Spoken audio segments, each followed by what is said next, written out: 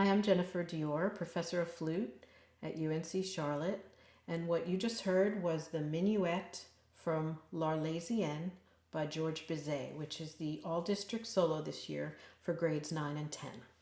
So I'm going to talk to you a little bit about this piece. Some editions have a metronome marking of 72, which is fine. I would say don't go any faster than that.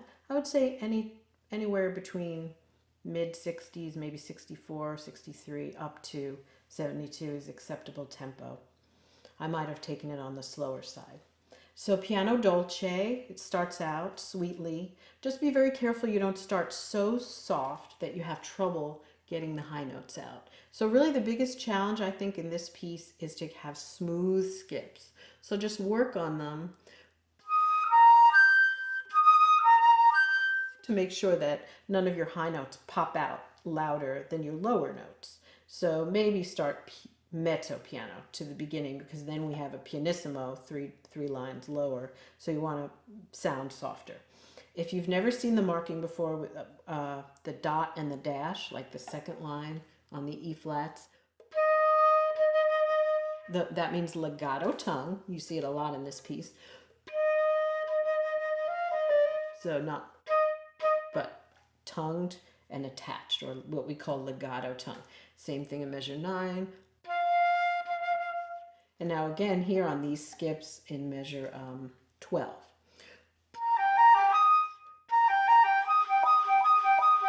Just work on the skips. That's a little bit tricky, that G to E flat.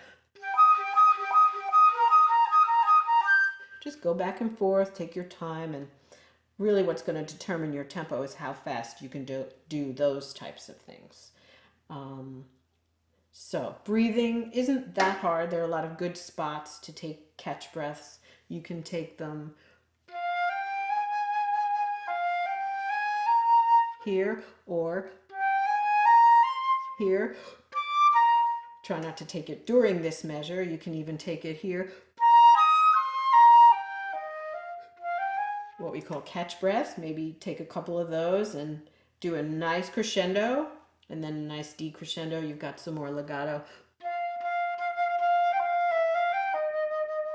So just very smooth and beautiful, this piece.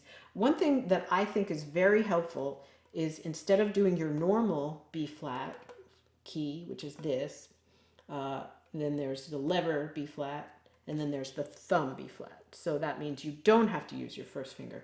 I think for this piece it helps a lot with the G to B flats. For example, if I did it the normal way versus, it's a lot smoother no matter how hard I try to make the normal B flat to G smooth. It's a lot better with the thumb B flat. And so it really helps in this, that, and so I would urge you that it's very much worth getting used to the thumb B flat. Now the only times you would be concerned about moving it back over would be in the descending chromatic line. That's measure 26, but then you just slide it back over during the G's, because you've got that C flat in that measure. And then the same thing in measure 38. And then, by the way, I am slowing down there. I'm sure you noticed that in the recording, both parts where it comes back. I slowed down there, and it's traditional to do that. You don't have to do it if you don't want to. Just don't do it. I think it sounds pretty. If you want to do it, make sure when you do it, you make it obvious that that's what you're doing, your intention, so that whoever's listening doesn't think, why are they doing that? Make it very intentional. So the thumb B flat, I think, is very important. The mood on the first page is just beautiful, and then a little more intense at 43 through 47 through 52, all of those 3 lines. First time it's written as fortissimo, so really make a big deal about that, more aggressive and loud, of course, blowing down to make sure you're not sharp. So check yourself with a tuner. And I think that's about it, just being steady on your skips and not rushing in the 8th note sections. For example, measure 19. For the first time here you have, as opposed to a bunch of 16th notes before that. Some students take off there and go way too fast, so be careful of that. For example, I'm going to start at 17.